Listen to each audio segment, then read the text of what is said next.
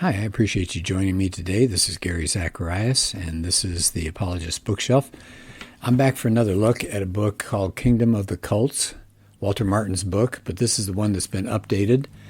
And, of course, it's just a classic. Probably it says on the front here, the definitive work on the subject, and I think they've got that right. I want to do Chapter 3 today, which is called The Psychological Structure of Cultism. For me, it's really important because I like to know not just the specifics of a particular group, but I like to know what are the foundational issues involved with cults in general. And I've done a talk on Scientology as an example of a cult. This chapter here, it says, of course, they couldn't cover all the cult systems. So this one limits the observations to 3 cults: Jehovah's Witnesses, Mormons, and Christian Scientists. And it says the Jehovah's Witnesses represent the cult systems that make a big deal about eschatology and prophecy. The Mormons, why are they in this chapter? Because they represent those that have a focus on priestly authority and secret rituals and symbols. And then finally, they're going to look at Christian Science. They call that part of the Gnostic cults that ground their experience in pantheism and physical healing. And they said, of course, you could do a whole book just on psychosomatic medicine and healing. All right, so here we go. It says, first and foremost, and I think they're right, first and foremost, the key belief system of the cults is characterized by closed-mindedness.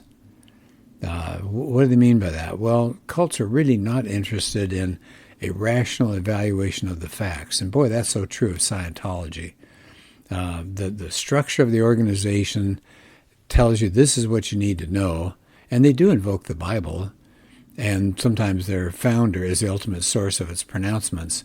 But these belief systems are in isolation. They don't shift to logical consistency. It's like separate compartmentalization is going on in the cultist mind, and they're really incapable of penetration or disruption if the cultist is totally committed.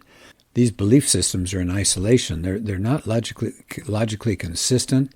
It's kind of like compartmentalization is going on in the cultist mind, and everything in there about their cult that's what they focus on, and forget reality, forget other things that are going on around them. Secondly, a typical cultic belief system has real antagonism on the personal level. They don't like the Christian message. And we see that a lot, of course, in Scientology, but especially in the 3 that we're talking about here. They go after people that disagree with them. And the identification that these beliefs have with the individual leads them to always reject the person as well as the belief. And that's tied in, isn't it, with closed-mindedness. And it's hard to deal with when you're in a dialogue with cultists. My wife and I discovered that when we were working with some Jehovah's Witnesses some time ago. And it was really, really hard to get through. They acted pretty upset at us. I mean, if you could somehow drive a wedge between the individual and their theology, then maybe you could become kind of a neutral person as you're talking to them. You would become a person who has a different theology than theirs, but it's not a personal antagonism toward the cultist.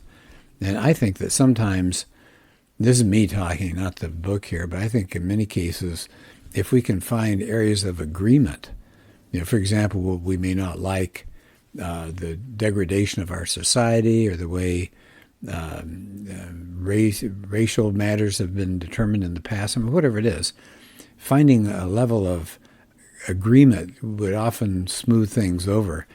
The author of this chapter says that if you can accomplish this, if you can say, well, my theology is different than yours, but I connect with you as a person, when this is accomplished, that's a first step to deal with the cultists. They have such hostility toward people that reject their interpretations.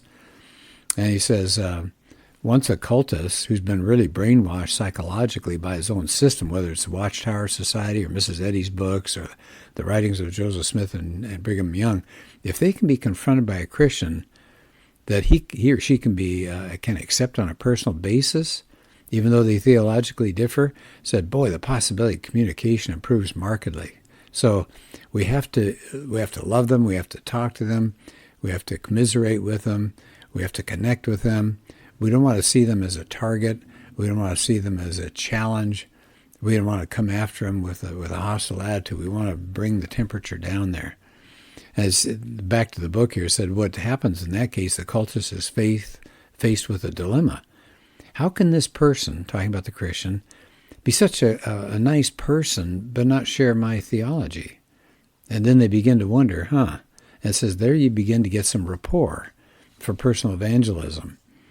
And then they point out almost all systems of authority in these cult organizations, they indoctrinate people to think that anybody who opposes their beliefs are satanic, or it's blind prejudice, or it's ignorance.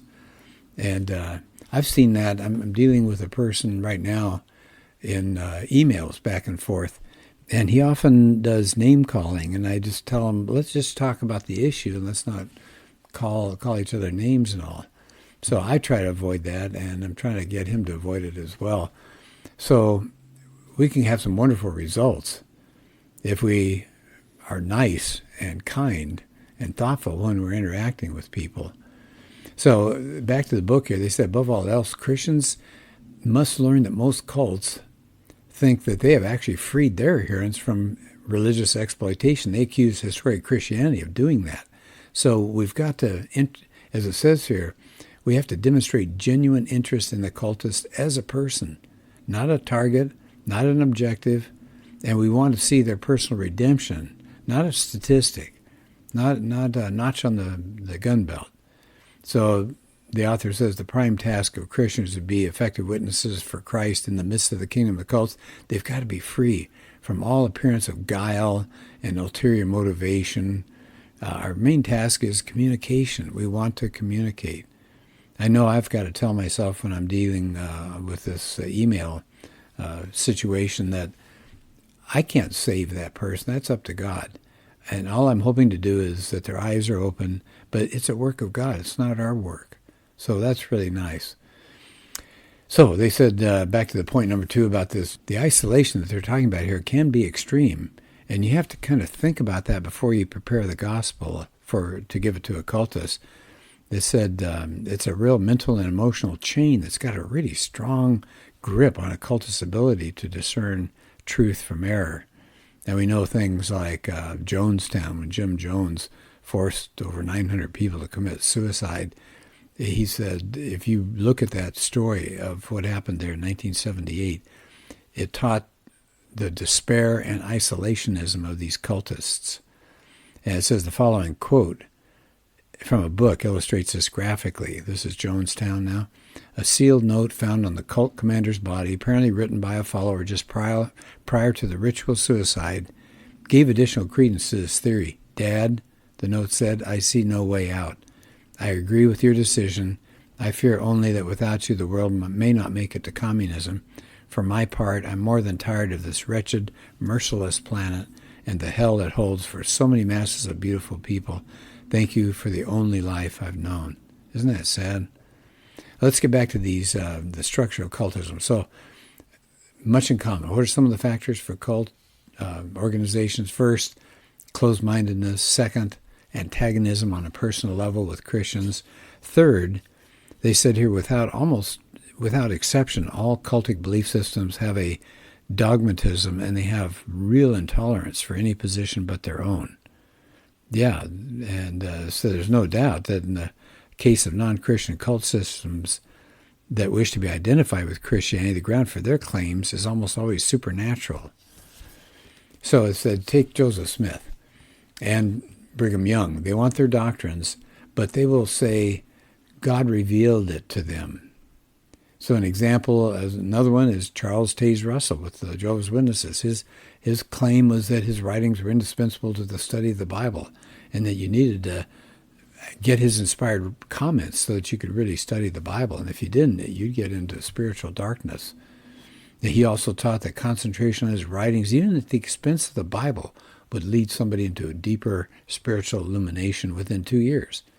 What about Mary Baker Eddy, the founder of Christian Science? She also said the same thing, that people ought to regard her book called Science and Health with Key to the Scriptures, they ought to consider that divine revelation, and that her religion, this is a quote, higher, clearer, and more permanent revelation than before.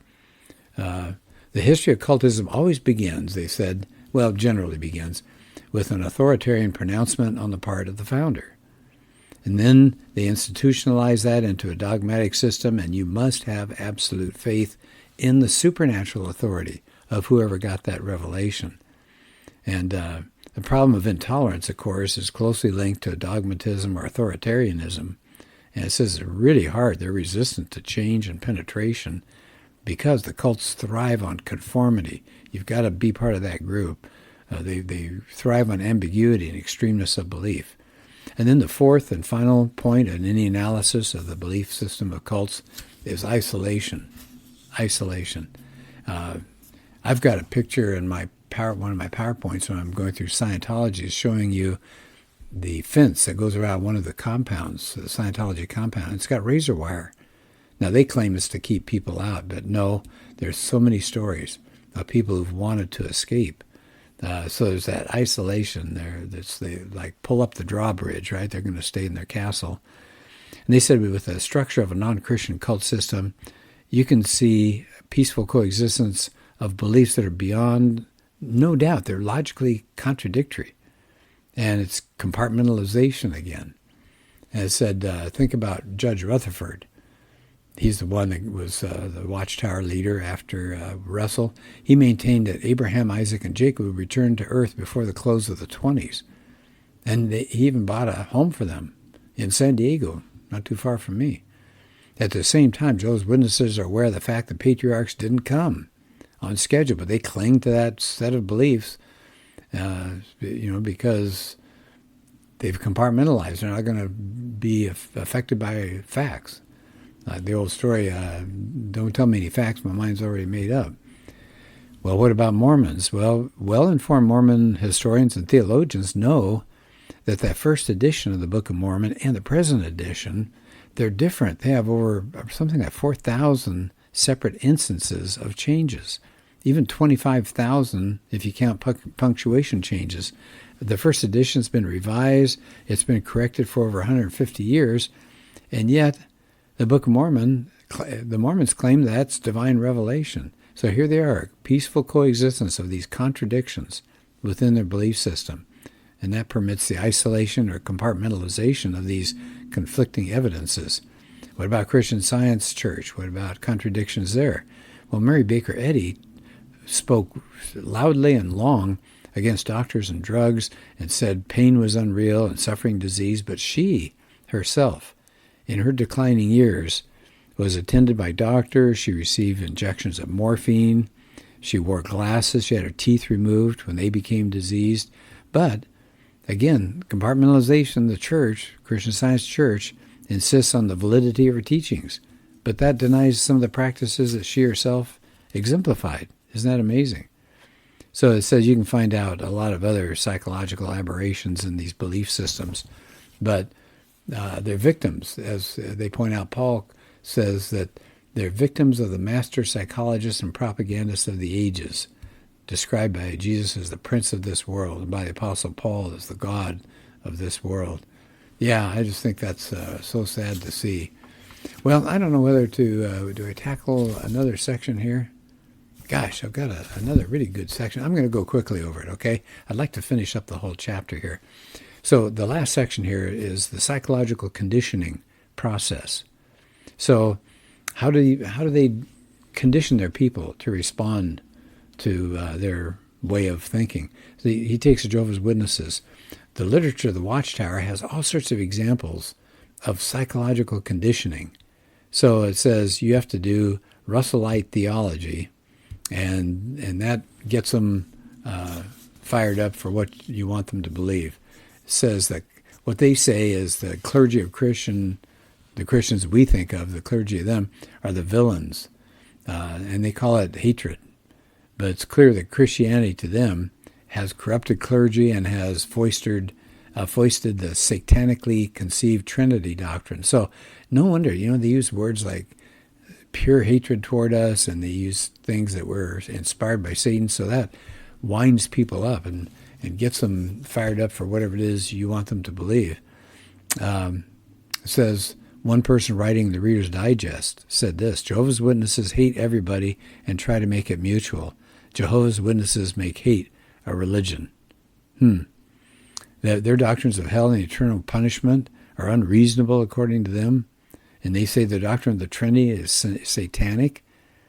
And so it says, of course, every time something comes up, like the deity of Christ or hell or whatever, the people in that group have been conditioned to associate with Christian beliefs, associate with satanic things. That's really sad. So it says you got that preconditioning. So it said, be careful. If you're a Christian and you're talking to a Jehovah's Witness, watch out for those terms that you're going to hear, that they're going to react to very strongly. It says part of their belief system is the conviction that Christians are going to attack Jehovah's Witnesses on a personal level. And so they're ready to be martyrs. So it says it's like you standing alone against the devil's organization. In fact, that's their synonym for Christianity. So you got to be careful. You don't want to be overly aggressive because they take that as proof that they're right. So be careful, right, when we're talking to a Jehovah's Witness, slamming doors in their faces or whatever. So it says watch out how you interact with them, because the Watchtower doesn't hesitate to accuse the clergy and Christianity of provoking all sorts of evil. They believe that it was Christianity that could have prevented 2 world wars. But we didn't as Christians, so it's our fault. So there's that pure hatred. Well, Jehovah's Witnesses are preoccupied with Armageddon and pure hatred. What about the Mormons? They have different emphases. At the core, there's a big emphasis on authority, because you've got the priesthood, you've got the rituals, you've got the symbols, you've got the hierarchy. And so the Mormons are taught from their very earliest days that the priesthood has the key to authority, and that one of the marks that shows the true church is the fact this priesthood exists and perpetuates that authority. So a Mormon will wear symbolic underclothing, reminds them of all the duties that he or she has. They have an emphasis on baptism for their remission of sins. I mean, they bind their followers into a really tight, homogeneous circle, really difficult to get out of. And every Mormon is indoctrinated with the concept that he or she is the true Christian, has the true Christian religion. And they call it the restoration of Christianity to earth. So all these secret rites and symbols and signs, that binds the average Mormon to be part of this in-group. And apart from that being on the in-group, they have no peace. They have another good example of remaining faithful. How else do Mormons keep themselves faithful? How do the high-ups make sure? The social welfare program. Because if the breadwinner of a family, for example, is injured or loses a job or maybe dies, boy, the church comes in and helps so well. And then they use the biblical principle of helping each other. They lend, they work for one another. It's a very family-centered oriented religion. So they're really big on staying together. And of course, you could lose that if you walk away from it. So they've got all the psychology and economics and religious forces. It says it's really a courageous person who could shake all that off and step into the freedom of a real relationship with the Son of God. But they said a number are doing that. Now, what about the third group, the Christian Science group? Well, they don't bestow godhood on their adherents like Mormons do. They don't push the last days panic button of Armageddon like Jehovah's Witnesses. They have kind of a mixture, they say here, of it's Gnostic theology, 18th century philosophy, some idealism, an emphasis on the healing of the body by the practice of denying that it's real. So there's a separation between the world outside there, the world of matter, the physical reality, and the spiritual world that has a supernatural existence, the mind. So the mind and the matter are two very separate things. So you don't think of, if you're a Christian Scientist, you don't think of yourself as a sinner.